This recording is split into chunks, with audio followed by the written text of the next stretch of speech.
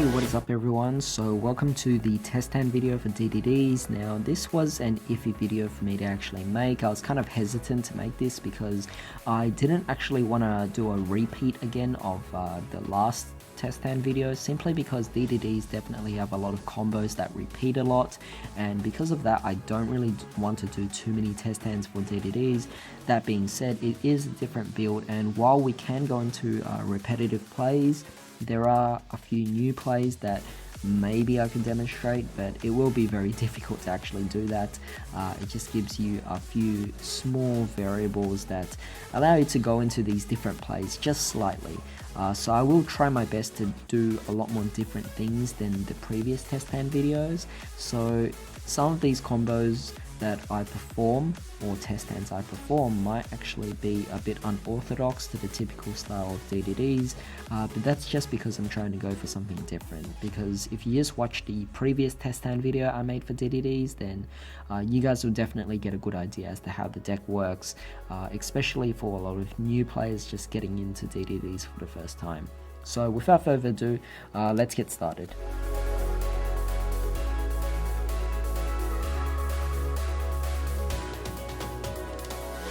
Okay, so two Ragnaroks, obviously not a good thing, but we do have a regular normal summon, so that's Kepler, allowing us to add Gate. Where are you? So we add Gate. From there, obviously, take Gate, and we'll go into our Swell Slime. Again, you can see a lot of resemblance here in the typical plays, so I could easily just put a Ragnarok right here, and then from that we could pretty much just go into our different place. So firstly I'm going to put the field center right here, and then we'll take Kepler and link him away, allowing us to go for our Link Karibo. Where is Link Karibo? Oh, there he is. So we take Link Karibo out, and from that what we could do is we could take the Swell Slime and we could take the Vice Typhon and pretty much link them both. Not link them, fusion summon them, allowing us to go for Genghis, of course. And from that we'll banish off the Swell Slime, allowing us to then bring out our... Oh, interesting. I'm not going to go for Ragnarok, I'm going to go for Lamia. And from that, Genghis will pretty much activate, or you could use the Ragnarok instead. Ragnarok and then bring back the Vice Typhon, which would definitely be quite nice. So that's Ragnarok's effect all gone now, so we just put this in defense for now, just to indicate later on. But from there, as you can see, we could actually go for a few other things as well.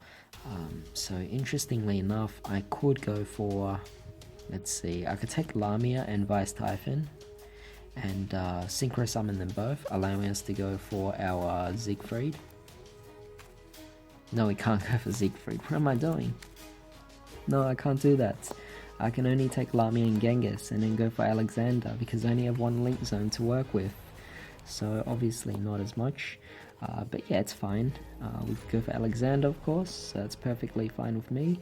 But then from there, what we could do is we could take, let's see, we could send the Ragnarok to the graveyard and then bring back our Lamia.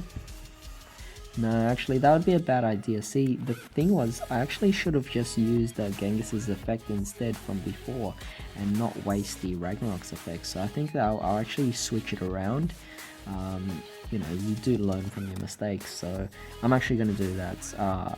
So that means on summon of Alexander, Ragnarok activates, which would bring back Genghis. And what this means is Alexander will trigger off, bring back Lamia. And I think that's definitely a much smarter play here. I thought I could actually utilize Genghis's effect, but no, I definitely just made a lot more mistakes by doing that. So now you could take Genghis, and then you could take the Link Karibo, and that will pretty much allow you to go into your Link 2 here. So this would mean you'd go into Underclock Taker. Of course, like I said, he's still very restricting because obviously with Underclock Taker, he only has one zone pointing to, whereas if you play Land for Incus, you get two zones pointing to. Or you could even play Wee Witch, which wouldn't work because obviously you have Genghis, but anyways, we'll take now these two, Vice Typhon and Lamia, allowing us to go into our Siegfried. Otherwise, you could actually go into your Savage Dragon, and then from there, Savage Dragon obviously allows you to equip something. So we can equip the Link Reaver, giving you at least one negate. Still perfectly fine, of course, not too big of a deal there. And from that, like I said, if this was turn 2, then this could reduce a lot of points from your opponent. But we could take Alexander and we could take Underclock Taker, and pretty much allow us to go even higher into our Zephyr Metaltron. So now we actually have 3 open zones here, very nice. Yeah, it does seem like a bit of a mess here, so I'll put this Pendulum Scale right here instead, but it makes no difference. We'll take Vice Typhon now, and we'll take maybe a Genghis, and we can then go for our Fusion Summon to go into our other Genghis, our bigger Genghis, which would definitely be really awesome. But of course we do have Lamia, so we can use her one time, because obviously we haven't used the effect, sending Ragnarok to special summon out Lamia again, and of course High King Genghis will then bring back Alexander. You could actually bring back the Ragnarok if you wanted to, but I don't think there's a need. This will pretty much allow us to take Alexander and Lamia, and we'll turn these both, allowing us to finally go for our Siegfried. So overall we have 1, 2 negates, and had this been your second turn, it would have been a third negate. So it would have been really fun to actually go for all this, or alternatively, to actually go back a bit,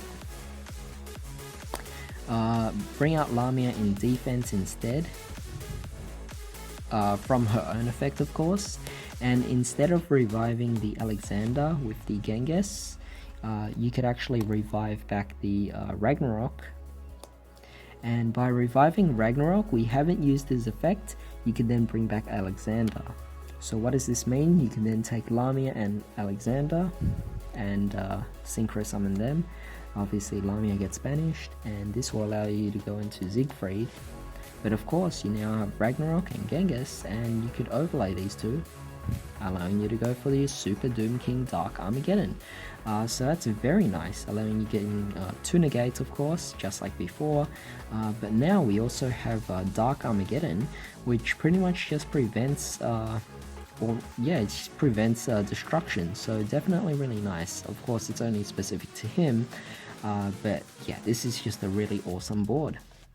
Alright, so the first test hand actually turned out to be pretty good. I mean, I actually really enjoyed that. That was pretty fun. So now let's try again. It was a far different play than before.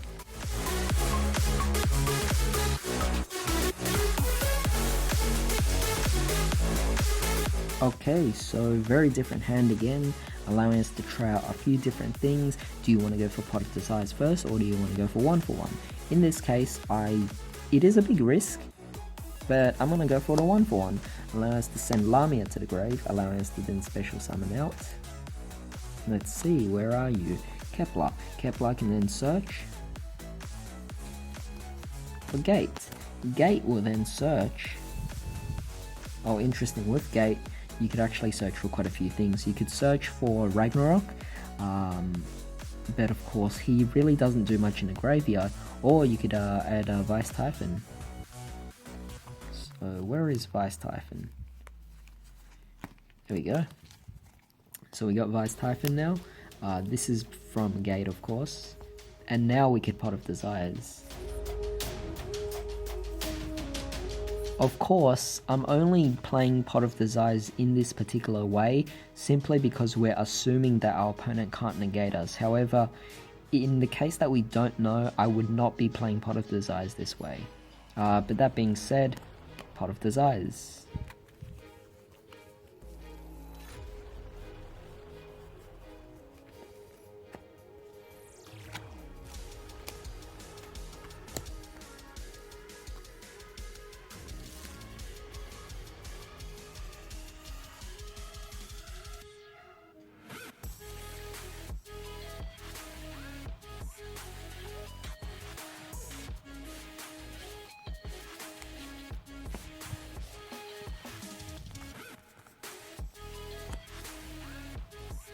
Okay, so this obviously turned out to be a really bad card to get, but no big deal, I think. We could utilize her with Lamia's effect. So next we're going to take Vice Typhon and Swell. Obviously we'll fusion summon, allowing us to go for our Genghis.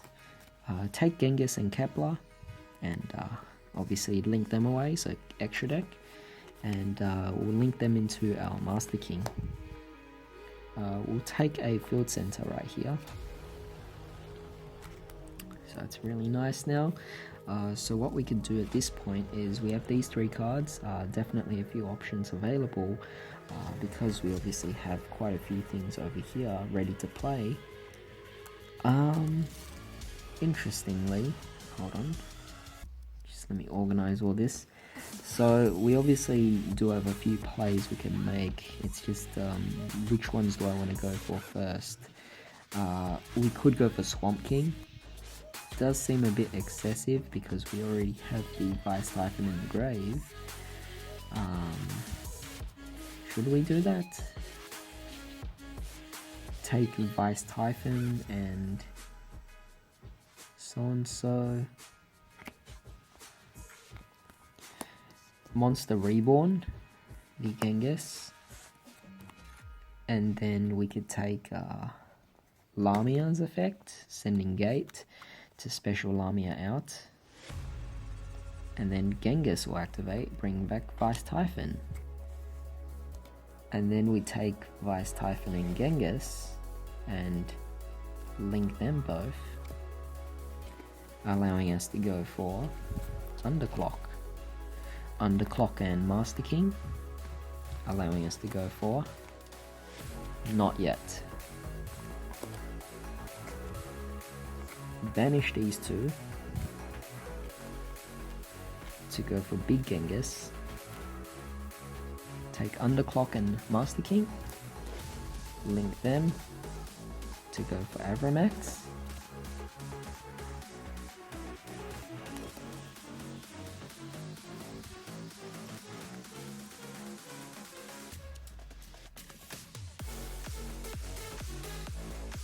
And just for the fun of it, let's activate Swamp King and then fuse Lamia